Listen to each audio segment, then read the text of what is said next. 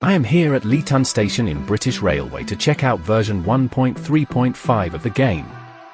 Over the course of this video, we will take a look at each one of the 3 brand new trains that have been added, as well as what I think is coming in the near future. This is Wolf Gaming.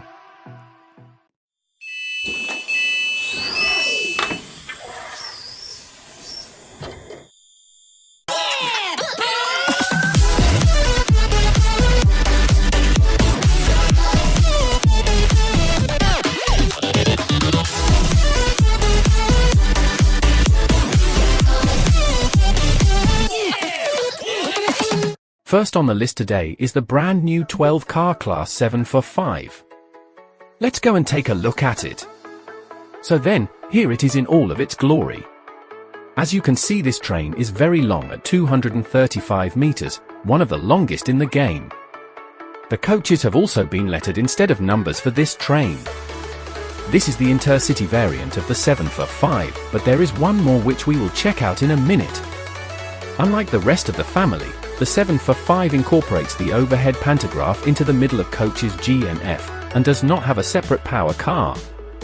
Let's head inside the train. Of course, this interior looks exactly the same as the 7.5, with some slight changes, but the only difference is how many coaches there are. I think this family of units look incredibly nice on the inside as well as the outside. Oh yes! Of course, this train has 2 coaches of first class in A and B. Let's take a look. All that is different in the first class section is the seat maquette, as well as the seat layout being 2x1. There is also a cafe in coach B. Let's take a look at the other variant. Here is the Class 7.5 airport variant, which looks exactly the same but has some differences. First of all, you can see the coaches do not have letters as they are trying to get as much capacity for their use. The main difference inside is the luggage racks for the airports. Could this mean we are getting an airport in version 1.4? Who knows? The other difference is that you will not find table seats on this train because they are trying to maximize capacity for all of the travelers going to the airport. This train does not have first class or the cafe either, once again because it increases the total number of passengers that can be seated. Otherwise, that is the main difference between these 2 variants. If you think that this train could be leading up to an airport being implemented into the next update, leave a comment below.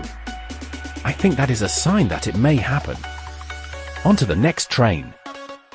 Let's move on to the Class 231. This train is diesel only and is in the Transport for Wales livery.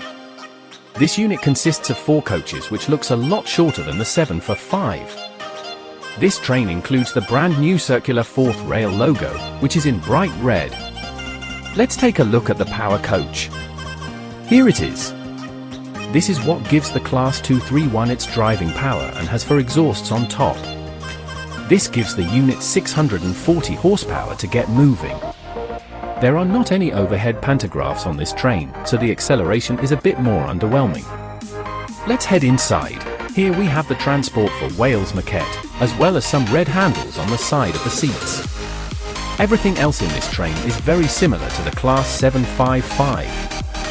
I think this is a great addition to the game and hope to see many people driving it around the map. Let's move on to the next train.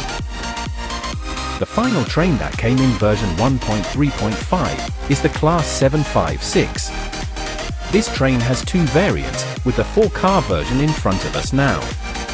Once again, the Transport for Wales livery has been applied to this train. The main difference between this and the 231 is what powers them. The Class 7.56 is tri-mode, which includes a pantograph, diesel, along with a battery. Currently there is not enough space on the user interface to incorporate this feature, but the developers have told us that we will get this in version 1.4.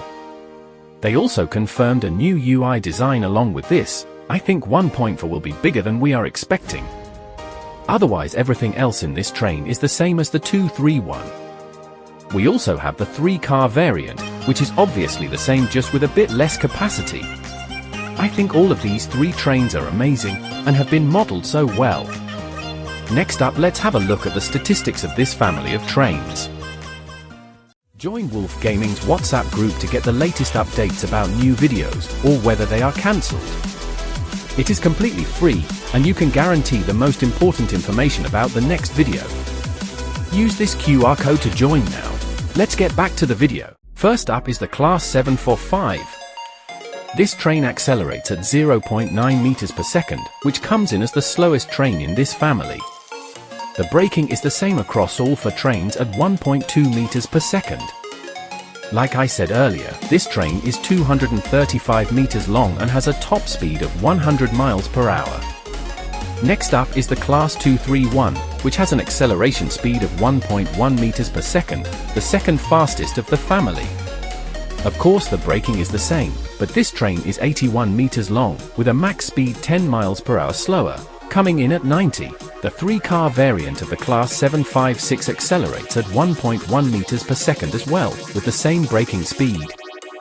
This train is slightly shorter at 65 meters, and even slower than the 231, capable of going 75 miles per hour. I would recommend driving this train on regional routes, and not down the main line, as the speed restricts how quickly you can get between the stations that are far apart. The 4-car variant is the same as the 3-car, just slightly longer at 81 meters. The same as the 231. Comparing these trains to the 755, they are very similar, apart from the 3-car variant of this having the best acceleration at 1.3 meters per second.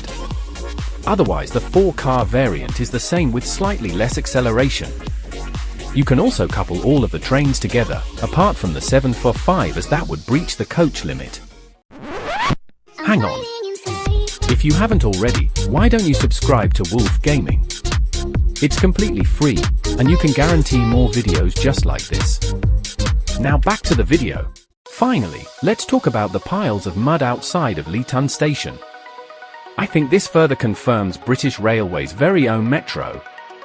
If you want a more in-depth look at this, check out the YouTube short dedicated to that on our channel page. So then, we have taken a look at what has arrived in version 1.3.5 of British Railway, as well as what could be coming in the future. Let us know down below what you think of this small update. Personally, I think it is quite a good update, as we finally have some new trains. I can't wait for version 1.4 though. I'm going to head into Ollie's Trolleys, and the team here hope to see you next time. And of course, a huge thanks to our channel members, who keep our channel running. And until next time, goodbye. It's delicious.